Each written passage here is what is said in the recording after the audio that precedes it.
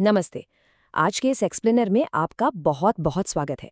चलिए बिना किसी देरी के हम सीधा मुद्दे पर आते हैं और विष्णु पुराण की एक ऐसी प्राचीन कथा में गोता लगाते हैं जो सच कहूं तो हमारी वास्तविकता, हमारे वजूद और इस पूरे भौतिक ब्रह्मांड को देखने के हमारे नजरिए को पूरी तरह से पलट कर रख देगी। तो क्या आप ब्रह्मांड के सबसे गहरे और डार्क रहस्य को जानने के लिए तैयार हैं? सबसे पहले एक बहुत ही बेसिक सवाल पर गौर करते हैं। क्या हमारी ये जो वास्तविकता है, ये केवल एक सपना है? बस एक पल के लिए सोचिए।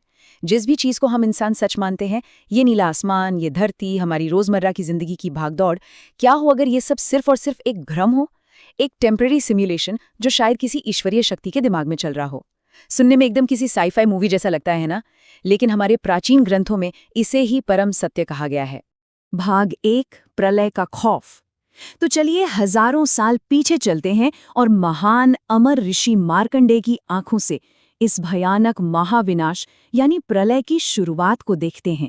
अब ये जो महाविनाश था ना, ये अचानक एक झटके में नहीं हुआ था। इसके कुछ बहुत ही खौफनाक चरण थे जो धीरे धीरे आगे बढ़े। इसकी शुरुआत हुई एक अजीब से दमघोटू सन्नाटे से। पक्षियों ने चहचहाना बंद कर दिया, हवा पूरी तरह से थम गई, फिर आसमान का रंग बदलकर एक बीमार सा बैंगनी हो गया। और इसके बाद जो हुआ वो एक ऐसे अंतहीन दुनिया को खत्म कर देने वाले ब्रह्मांडीय जल प्रलय में बदल गया जिसकी आप कल्पना भी नहीं कर सकते। अब यहाँ पर जो सबसे दिलचस्प बात सामने आती है वो है ये नंबर 7। जरा सोचिए, आसमान में एक साथ 7 सूर्य उदय हुए जिन्हें शास्त्रों में संवर्तक अग्नि कहा गया है। इन 7 सूर्यों ने मिलकर पूरी धरती को बिल्कुल एक जलते हुए तवे में बदल दिया। गर्मी इतनी भयानक थी कि हिमालय की जो अजय बर्फीली चोटियां युगों से खड़ी थी ना, वो भी बस पल भर में भाप बनकर उड़ गईं और समंदर का पानी खौलने लगा। भाग 2, शून्यता का महासागर। अब देखते हैं कि ये पूरी सिचुएशन ऋषि मार्कंडेय के लिए कैसे एक परम मनोवैज्ञानिक खौफ में बदल जाती है। यहाँ हमें एक कारणव के कॉन्सेप्ट को समझना होगा। ये महाविनाश की वो आखिरी स्टेज है जहाँ पूरा ब्रह्मांड एक अंतहीन, गहरे और तेजाब जैसे खूंखार महासागर में बदल जाता है। अमर होने के श्राप की वजह से ऋषि मार्कंडेय खुद को इस एकार्णव में बिल्कुल अकेला पाते हैं। वे मरे हुए ग्रहों और घुलते हुए शवों के इस डरावने समुंदर में बस तैर रहे थे, जहाँ समय नाम की चीज पूरी तरह से खत्म हो चुकी थी। न दिन था न रात, बस एक भयानक सा कालापन था। और ये स्थिति सच में बेहद हृदय विदारक हो जाती है। भूख और प्यास से पागलपन की कगार पर पहुंचे उस विशाल कब्रिस्तान में बिल्कुल अकेले महान ऋषि अपना धैर्य खो बैठे। घोर निराशा में उन्होंने अपने ही आराध्य से चीख कर पूछा, कहाँ हो तुम? क्या यही तुम्हारी करुणा है? तुम मुझे मार क्यों नहीं देते? मतलब आप समझ रहे हैं, जब प्रकृति अपने सबसे क्रूर रूप में आती है तो बड़े बड़े ज्ञानियों का धैर्य भी डगमगा जाता है। भाग 3, एक सांस में मल्टीवर्स। ठीक उसी वक्त जब हताशा अपने बिल्कुल चरम पर थी, उस घने काले पानी के भीतर से एक चमकता हुआ नीला प्रकाश उभरा और फिर एक ऐसा रहस्य सामने आया जो किसी का भी दिमाग घुमा सकता है। तो ऋषि ने वहां आखिर क्या देखा?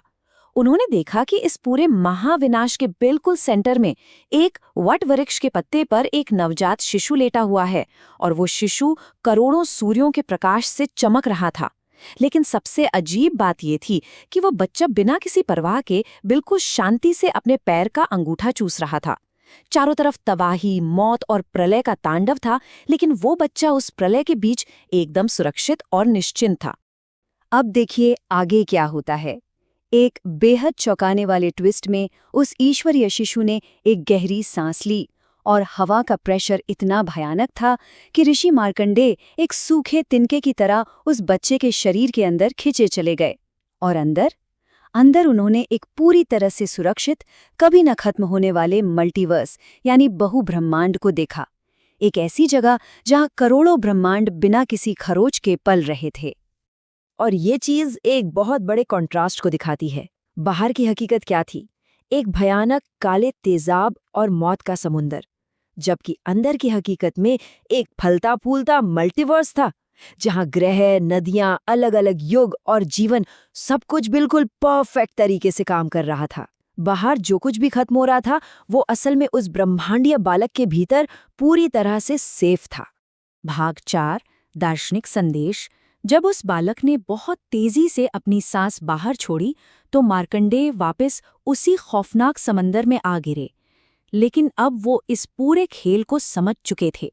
वो ब्रह्मांडीय शिशु कोई और नहीं बल्कि स्वयं भगवान विष्णु थे। उन्होंने खुद को ब्रह्मांड के रचयिता के रूप में प्रकट किया और समझाया कि ये पूरा ब्रह्मांड, ये पूरी दुनिया केवल उनका एक सपना है। उन्होंने कहा कि जब वे जागते हैं तो सृष्टि बनती है और जब वे सोते हैं तो विनाश यानी प्रलय होती है। सब कुछ उन्हीं से शुरू होता है और उन्हीं में समा जाता है। तो यहाँ जो सबसे बड़ा टेकअवे है वो है माया का कॉन्सेप्ट।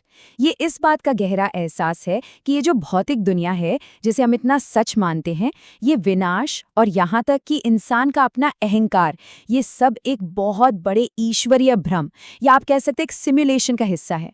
वास्तविकता वो बिल्कुल भी नहीं है जो हमारी आंखों को दिखाई देती है। भाग 5, डिजिटल मायाजाल। अचानक इस बड़े खुलासे के बाद ऋषि मार्कंडेय की आंखें खुलती हैं और वे खुद को अपने शांत आश्रम के पास बिल्कुल सूखा हुआ पाते हैं। उन्हें समझ आ जाता है कि ये भयानक अनुभव असल में आने वाले कलयुग के लिए एक बहुत बड़ी चेतावनी थी। अब अगर हम इसे आज के मॉडर्न टाइम से जोड़कर देखें तो ये प्राचीन दर्शन आज के युग पर बिल्कुल सटीक बैठता है। आज हम इंसान टेक्नोलॉजी के अहंकार में इतने अंधे हो चुके हैं कि अपनी छोटी छोटी कांच की स्क्रीन्स में खुद की वर्चुअल रियलिटी बना रहे हैं। हम इस डिजिटल मायाजाल को ही परम सत्य मान बैठे हैं। हमें लगता है कि हम ही रचयिता हैं और हम असली सत्य को पूरी तरह से भूल गए हैं। तो इस एक्सप्लेनर को खत्म करते हुए मैं चाहता हूं कि हम सब एक पल के लिए रुकें और इस बात पर विचार करें। अगर हमारी बनाई हुई ये डिजिटल दुनिया एक साधारण से की स्ट्रोक या बटन से रीसेट या डिलीट हो सकती है, तो सोचिए उस ब्रह्मांडीय रचयिता के बस एक पलक झपकाने से हमारा ये पूरा ब्रह्मांड कितनी जल्दी गायब हो सकता है। क्या इंसानियत केवल धूल के छोटे छोटे कणों का एक समूह नहीं है जो एक ईश्वरीय सिमुलेशन में फंसा है और उस रचयिता की अगली सांस पर पूरी तरह से टिका हुआ है? इस विचार को अपने साथ जरूर रखिएगा। हमारे साथ जुड़ने के लिए आपका बहुत बहुत शुक्रिया।